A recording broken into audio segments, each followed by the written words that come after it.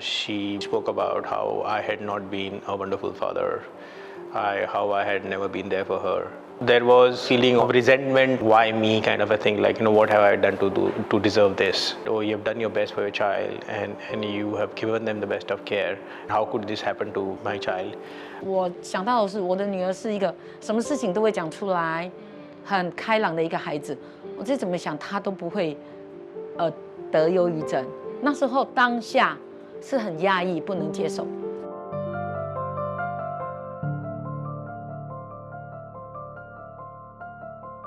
全家人一起吃饭的，来看，你要吃哪一种？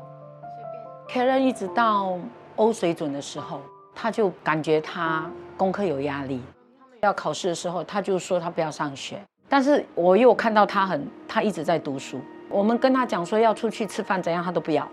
所以我们就一直认为是考试的压力，好像每个新加坡孩子都是这样嘛。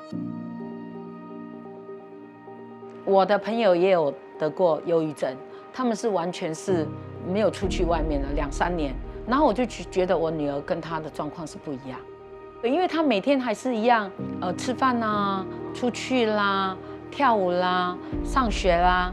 我跟你讲，我们不是专业人士嘛，我就往星座那一方面去想。她是处女座，处女座的孩子就是这样吗？要求很完美啊。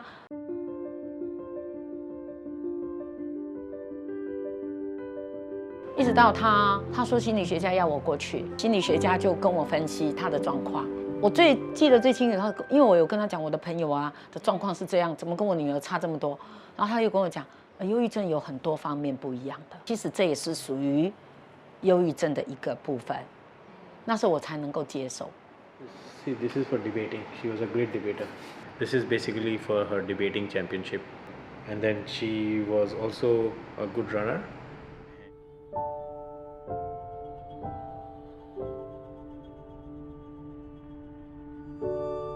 And so by the time I came to know about it, she was already 6 months into it, and she had already tried her own ways and means to treat it.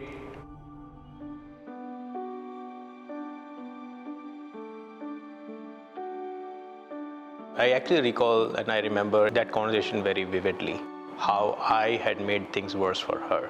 How I had been lecturing her on her studies. Every time she would talk to me, I would just come back to her and say, like, why don't you study? Why don't you do this? Why don't you do something with your life? That's how it made her kind of a little distant from me, where she saw me only as a preacher and not a father who would understand her. In my mind, I had done things which I thought were going to benefit her, so I kept going. And without realizing that she was resenting this all this time. So how do you think we are supposed to take care of my loved one? So the first thing was to reach out to a few friends who are medical doctors and psychiatrists, and I reached out to them over phone and said, like, how difficult it is to get out of. Is she going to be able to lead a normal life? They were very clear in telling me that, look, this is going to take time. This is not going to go away overnight. And they were very direct in telling me that before you try to change her, change yourself. I need to change myself. I'm perfect. I'm perfect. I don't do anything wrong. The ego was hurt also for one more reason. I was the only person in the house who actually was not aware that she was going through this. It was the realization that my loved one did not have the trust and the confidence to come in and confide in me. Baby, bye bye. 走了，嗨，我带别人来，我们带狗下去运动。新买的，这是我新买的水壶。哎呦，我们要去哪里改改啦？他的问题有一些来自我。当他去看心理学家回来的时候，因为我们都会分享，所以他有跟我讲说，我小时候对他太严格，甚至我有打他。其实 Karen 小时候他的成绩都很好，有一次我记得他好像拿90几分，他回来。因为我看到他的 paper 是，你是因为 careless 小心的犯错，所以我觉得你应该可以拿更高。我要求他拿满分。我不知道这样的问题给他一个阴影了，他觉得为什么妈妈是这样的？其实这个我也是蛮后悔的。我觉得啦，如果重新来过的话，我觉得当爸爸妈妈应该都不会这样做。因为我觉得。爸爸妈妈对我的要求比弟妹们要求的高。我又长女，所以我要背负起带我弟弟、我妹妹的工作，所以这些无形之中，其实我们有影响到孩子。我跟你讲，我们到现在不知道，其实我自己心里也是有问题。我们做父母的，很多东西真的要学习。其实我女儿 Karen 有跟我讲说，妈咪你要去做心理咨商，我宁可很正能量的去想她。第一个，我治疗我自己，让家庭更好，我也有机会去帮助别人。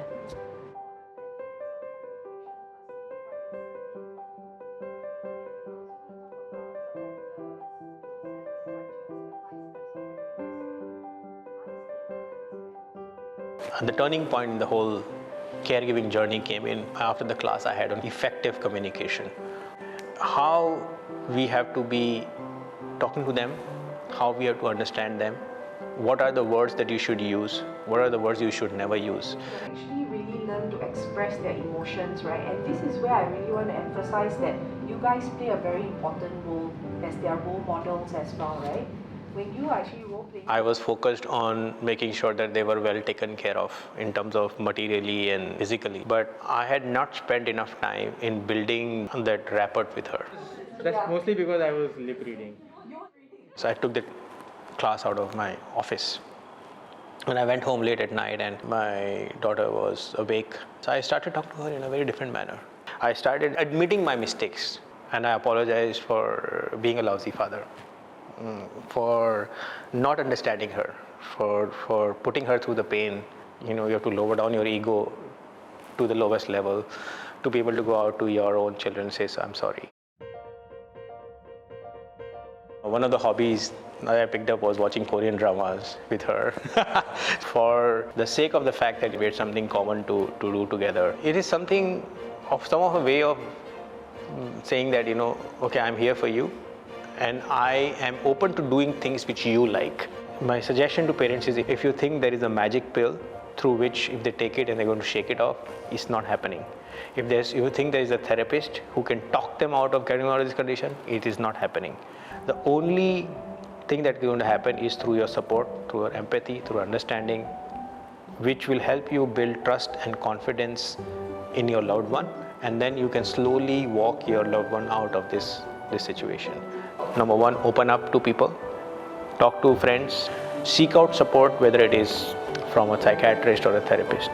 There is no stigma around it. The number two part is that it's nothing unique, it's not their fault. We should not keep blaming them. You have to start separating the illness from the person. That's my message to every parent. 父母如果真的有这样的孩子，不要怕，要去接受他，而且要勇敢的去帮助孩子。然后呢，慢慢的去沟通，让彼此都能够成长。If you're a parent who's not sure how to talk to your child about their problems, there are some resources that you can turn to besides Caregivers Alliance, and these are support groups in a community run by Club Hill and Caregiving Welfare Association.